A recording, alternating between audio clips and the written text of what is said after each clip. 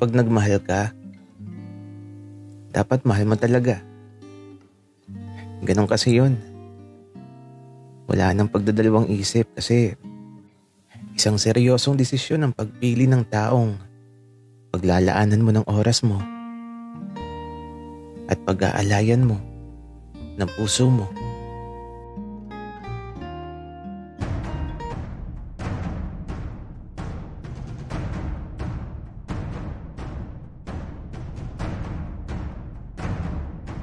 Kaibigan, huwag mong kalimutan mag-subscribe sa aming channel at huwag din kalimutan i-click ang notification bell at subscribe button. Subscribe na!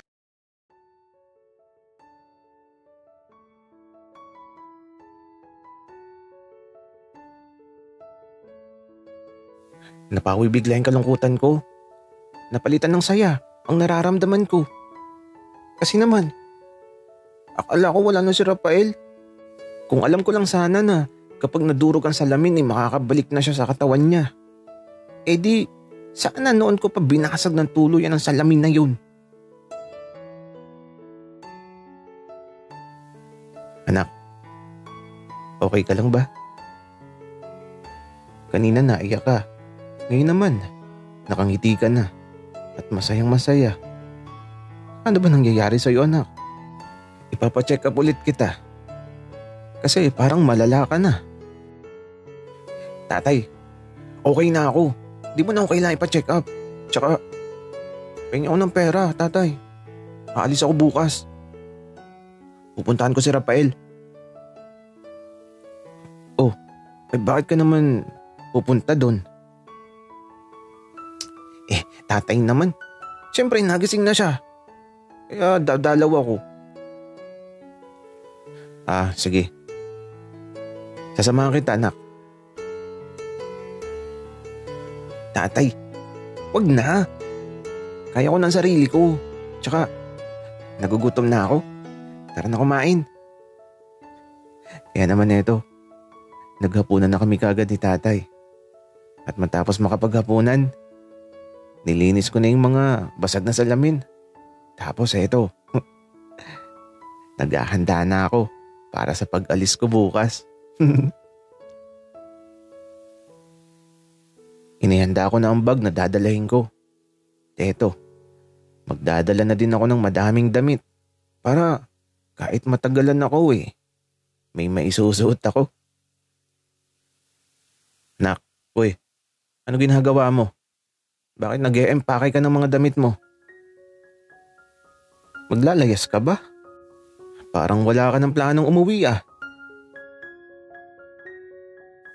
Tatay, uuwi naman ako.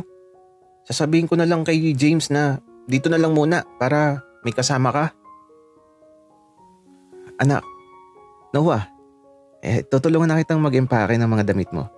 Mga ilang buwan ka bang mawawala? At saka, papadalahan na lang kita ng pera kapag wala ka ng budget. Tsaka pakisabi kay James, pupunta na kaagad dito para naman may kasama ako. Tatay naman, wala kaya tang balak pa uwiin ako. Mga 1 linggo lang akong mawawala. Anak, ano ka ba? Kahit 1 buwan okay lang sa akin. Basta sabihin mo kay James na dito muna sa bahay. Para may kasama ako. Sige po, tatay. Wika ako naman. Ay naku si tatay. Magagawa na niya ang gusto niya kasi wala ako.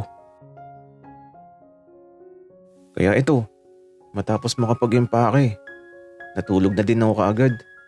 Maaga kasi akong alis bukas. At saka, nagsabi na ako sa tatay ni Rafael na dadalaw ako bukas.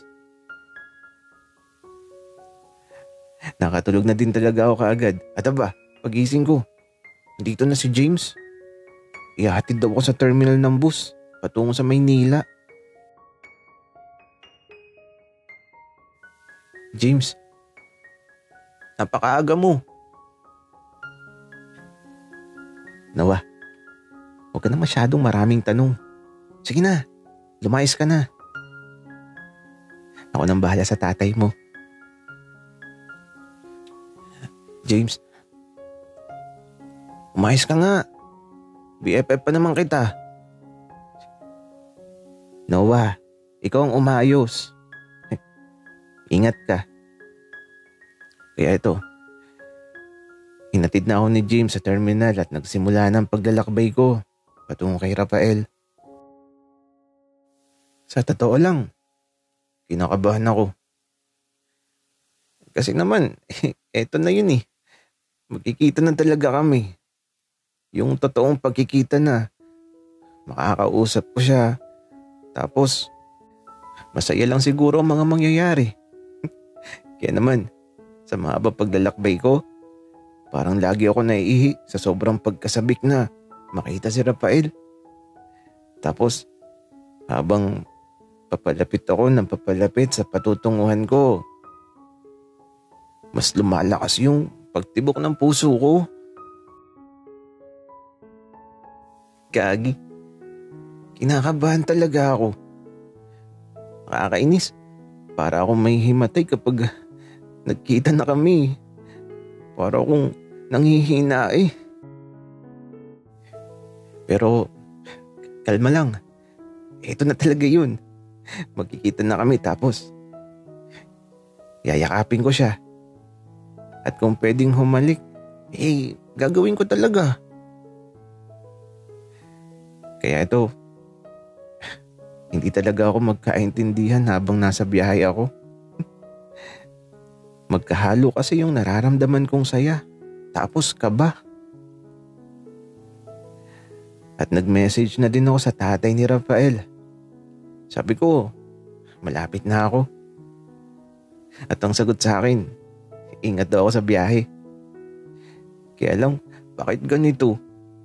Bakit napaka-traffic? Ang tagal tuloy ng biyahe. Ang alam ko kasi malapit na talaga ako. Kaya lang, sobrang traffic talaga. Hindi gumagalaw ang mga sasakyan. Tapos, madaming naglalakad. Kaya ito, dahil malapit na din naman ako sa pupuntahan ko, naisipan ko na maglakad na lang din. Kaya bumaba na ako sa bus at naglakad na lang ako. At aba, may nagtitinda ng mga bulaklak. Kaya ito, naisipan kong bumili para kay Rafael. Bumili ako ng mga pulang rosas. 3 piraso ang binili ko. At eto, nagpatuloy na ako sa paglalakad. At ayan, ang lapit ko na. Parang sasabog na ang puso ko.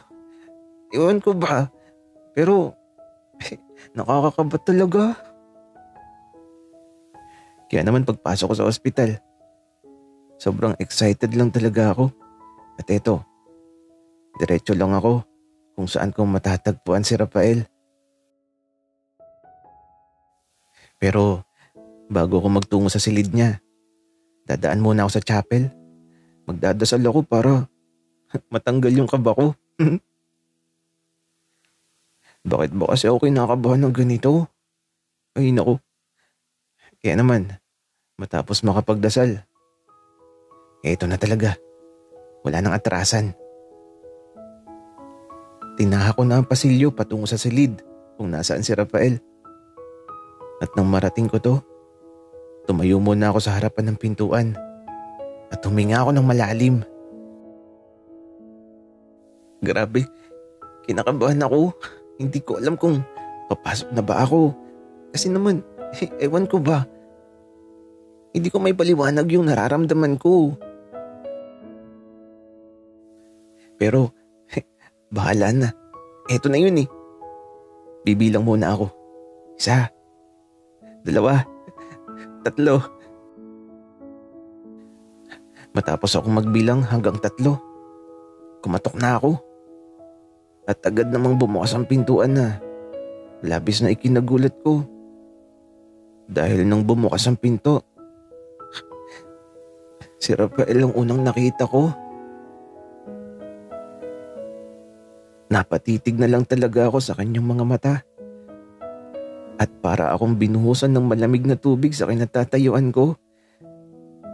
Hindi ako makapagsalita. At natulala na lang talaga ako. Teka, anong gagawin ko? Paano ba to? Para akong may himatay. Tapos ito, ngumiti siya bigla kaya naman, napangiti na lang din talaga ako. Kaya lang, sa sobrang kaba, nataranta ang isipan ko. Paano kung mahimatay na lang ako? Ay naku, bahala na nga.